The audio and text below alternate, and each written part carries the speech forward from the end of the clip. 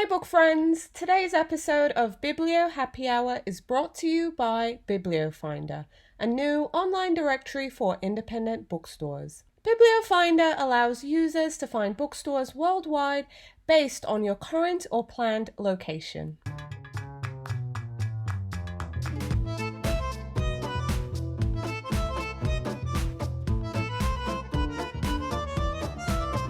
Hi book friends, welcome to Biblio Happy Hour, a podcast that's sharing bookseller stories, what's new in books, and everything bookish. I'm your host, Victoria Wood. In today's show, we'll be talking to Janet Geddis, and she is from the AVID Bookshops located in Athens, Georgia.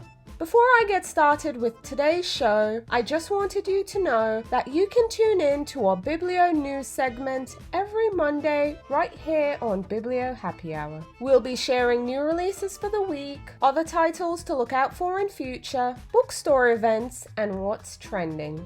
Looking for more bookish content? You can listen to our off-the-cuff discussions, get top-shelf monthly recommendations, behind-the-scenes content, perks, and more over on our Patreon page. Patreon allows listeners like you to support a show you love, plus it helps us to grow and embark on new and amazing projects for both the book and bookstore community. It's super easy, so just check out the details and the different levels you can support us over at patreon.com/bibliofinder.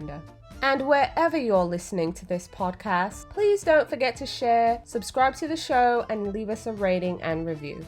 Alrighty everyone, let's talk with our guest.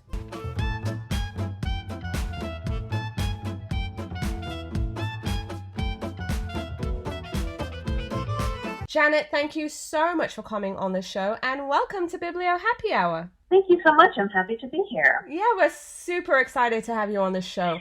Really quick, before we get started, are you a coffee or a tea person?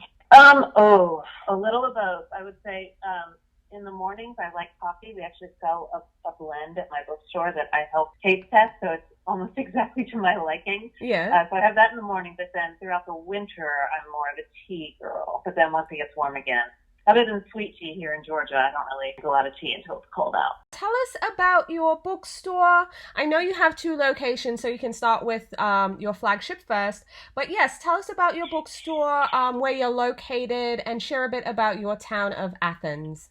Sure.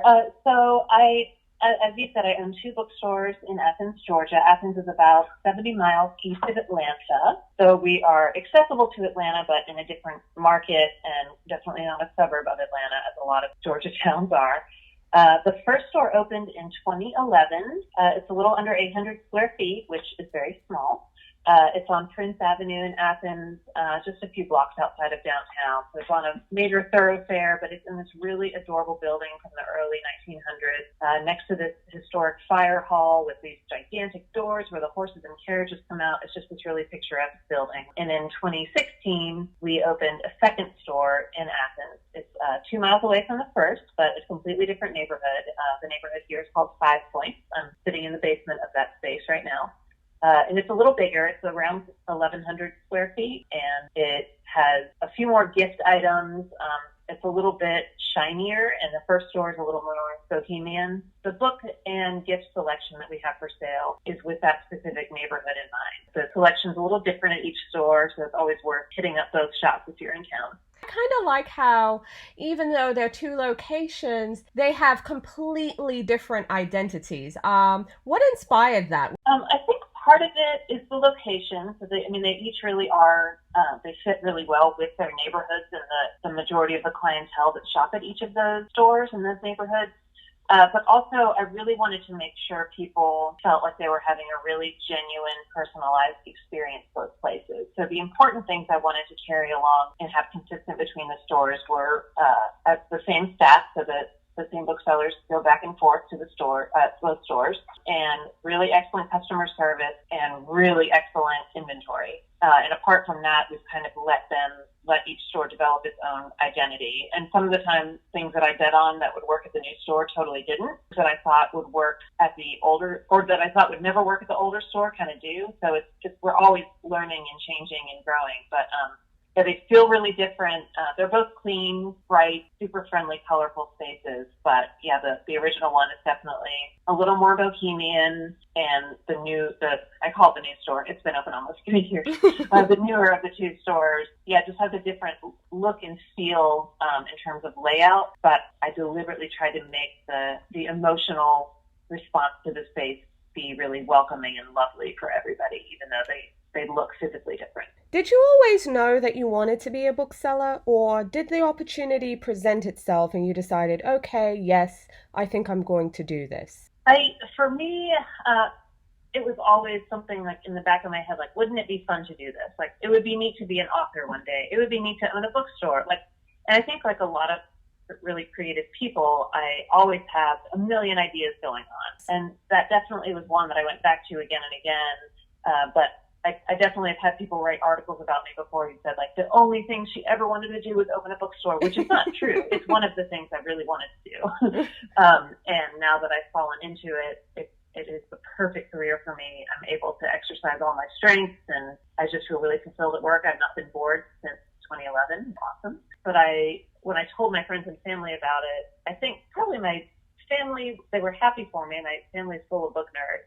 I think they probably were a little reserved in their reaction because, of course, like anybody you would worry about someone you love who is undertaking a very expensive venture, especially in a time when the message is that nobody's reading, which we all know is not true. Not true. Yeah, so I think they were a little cautious with their excitement, but a lot of my friends, my family was behind me all the way for sure. Just maybe not quite jumping up and down until things really started falling into place. But yeah, people have been encouraging from the start, although I will say I have a handful of people that I didn't know that well when I was launching the store. They were just people who only heard about me because they heard a bookstore was coming to Athens. And a couple of them since then, now that they see that we're successful, they've said, I didn't want to tell you at the time, but I was so worried about what you were doing, and I was wondering if it would ever work, and it totally worked. I'm like, well, you know what? Thank you for not telling me then. I appreciate you waiting. Absolutely. I'm sure a lot of people can relate to that. But yeah, so we're going to shake things up on the podcast a bit, and I'm going to go into all quick fire questions. So essentially, all I'll be doing is giving you 2 options, and then you're just going to select the one that works best for you. All right? Okay. So, are you more of a fiction or a non-fiction reader? Oh, it's tough, but I definitely lean towards fiction. Okay. Short stories or poetry? Short stories. Okay. Are you more of a morning reader or a night owl? Ooh. Lately, it's been the former. I try to be a night owl and I fall asleep. That's all right. It happens. Pizza or tacos? Oh, my God. You can't make me choose.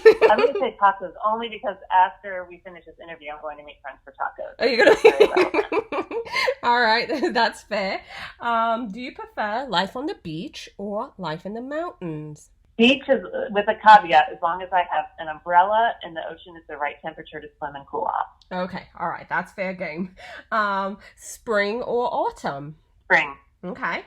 Are you more of a wine drinker or do you go for beer? Lately, more often wine, although I like both. If you do go for the wine, are you more of a red or white? White. Okay. White and crispy. Yay, that sounds good. And our very last one, are you a dog or a cat person? Cat person. Although my dog friends try to convince me, and I'm on the fence. We have a new puppy in the AVID family that my coworker Rachel just got named Dolly Parton, and she's so cute that she might be the final straw in convincing me to be half dog, half cat person. Hey guys, listen to the full podcast episode over on our Patreon page. So Patreon allows listeners like you to support the show as well as our online directory for independent bookstores. You'll also get additional perks for joining, such as discount codes for some awesome products and services. You'll be able to share your input and submit questions for the show, get behind the scenes content, weekly business updates, shout outs, plus lots more. That's patreon.com/bibliofinder. I'm really looking forward to talking with you there.